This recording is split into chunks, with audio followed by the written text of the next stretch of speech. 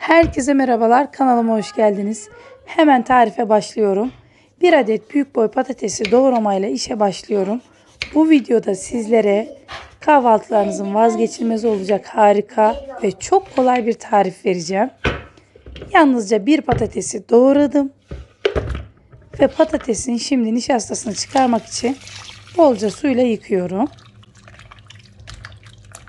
Sadece bir patatesli yaptım ama inanın çok lezzetli. Şimdi patatese o lezzeti verecek karışımı hazırlıyorum. 1 yemek kaşığı galeta unu ekliyorum. Yarım yemek kaşığı yani 1 tatlı kaşığı kadar nişasta, çok az tuz, biraz kimyon ve biraz da kırmızı toz biber ekledim. Bunları güzelce karıştırıyorum. Karışımım hazır. Güzelce yıkadığım ve suyunu süzdüğüm patateslerin üzerine şimdi hazırlamış olduğum karışımı her yerlerine güzelce yedireceğim.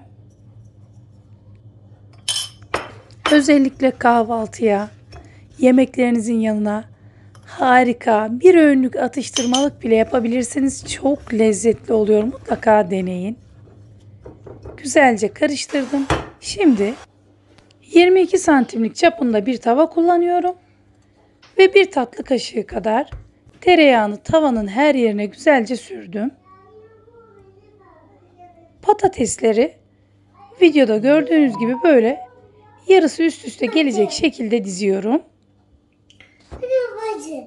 Videolarımı beğeniyorsanız ve yeni yüklediğim videolardan haberdar olmak istiyorsanız kanalıma abone olup o bildirim tuşuna dokunmayı unutmayın lütfen.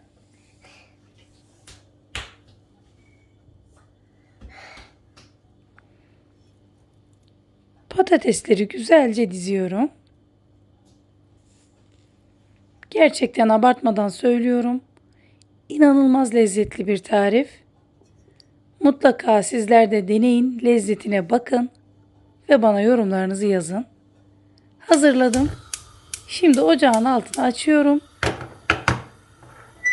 Bu ocağımın altını ilk 1-2 dakikadan sonra kısık ateşe ayarladım. Kapağını kapattım.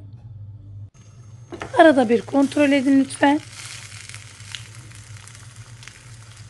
15-20 dakikada pişecektir zaten. Bu kısmını bir 10 dakika tuttuktan sonra diğer tarafını çevireceğim.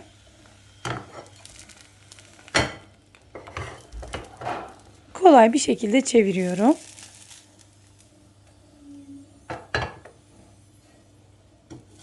Ve çevirdim. Tekrar tavama bıraktım. Spatulamla hafif üzerini düzelteceğim böyle.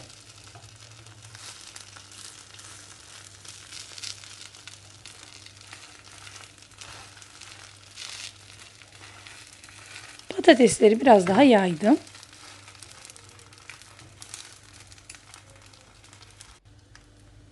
Ve şimdi üzerine böyle ince parçalar halinde yaklaşık 1 tatlı kaşığı kadar 3-4 parça tereyağı bırakacağım. En başta fazla yağlamamamın sebebi çünkü patatesi ters çevireceğiz. Ters çevireceğimden dolayı eğer fazla yağlarsak bu kez çevirmek problem olacaktı. Şimdi istediğiniz kadar yağ koyabilirsiniz. Kapağını yine kapattım.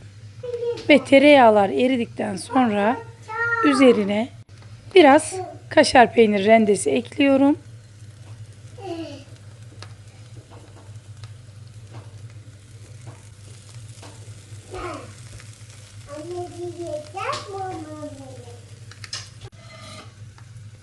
Tekrar kapağını kapatıyorum ve kaşar peynir güzelce eriyene kadar pişirdim. Çatalla patateslerinizi kontrol edin, eğer pişmişse hemen servis tabağına alın. Üzerini de biraz maydanozla süslemek istedim. Ve en sevdiğim kısım tadım aşaması. Yumuşacık pamuk gibi olmuş. Kaşar peyniriyle de harika bir görüntüsü var. Tadına bakmak için sabırsızlanıyorum, inanın. Ve hiç abartmadan söylüyorum, inanılmaz lezzetli olmuş. Sadece bir patatesle harikalar yarattık diyebiliriz. Ve yine güzel bir videonun sonuna yaklaştık. Videoyu izlediğiniz için çok ama çok teşekkür ederim. Sizlerle yeni videoda buluşmak dileğiyle. Videoyu beğenip paylaşarak kanalıma destek olmayı unutmayın lütfen. Hoşça kalın. Afiyetle kalın. Evinizden huzur ve bereket hiç eksik olmasın inşallah.